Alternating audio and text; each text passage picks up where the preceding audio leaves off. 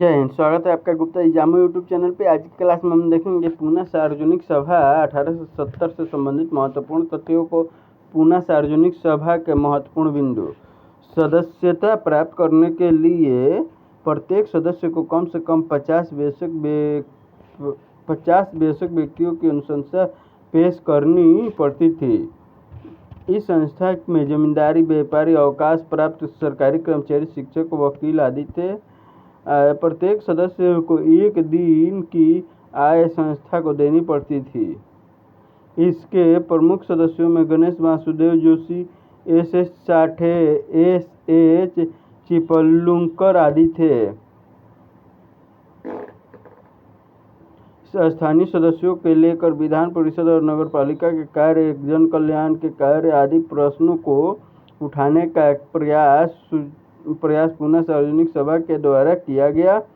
स्थापना के प्रथम 2 वर्षों में यह संस्था सक्रिय और कर वृद्धि का विरोध किया। कार्य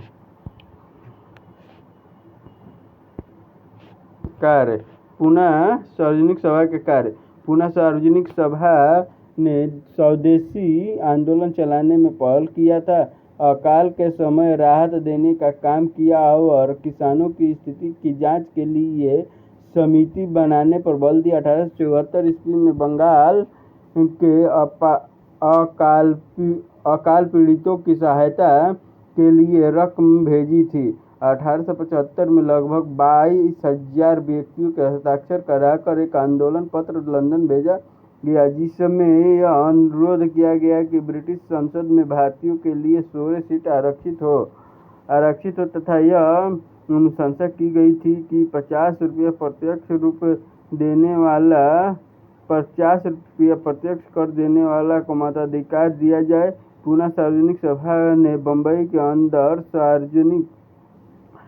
राजनीतिक चेतना को जागृत करने, जनता को संगठित कर उनमें देश प्रेम की भावना उभारने में महत्वपूर्ण भूमिका का निर्वाह किया। स्थानीय स्तर पर आपसी विवादों को निपटाने के लिए न्याय सभाएं भी कायम की गई। सभा द्वारा पत्र का प्रकाशन प्रारंभ किया गया, जिसमें भारत की वर्तमान दयनीय स्थिति का चित्रण और उसमें सुधार लाने की योजना पर प्रकाश डाला गया था। कमजोर पक्ष।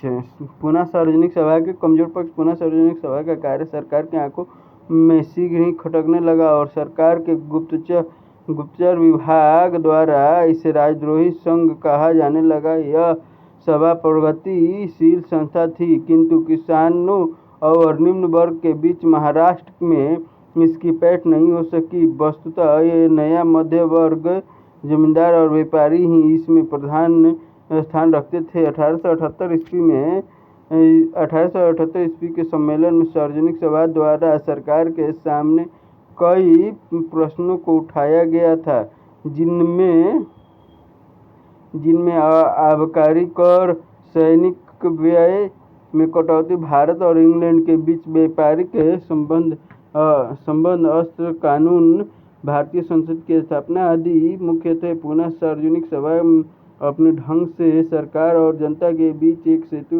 की तरह काम करती है। महाराष्ट्र की विभिन्न संस्थाओं के बीच तालमेल की भावना थी।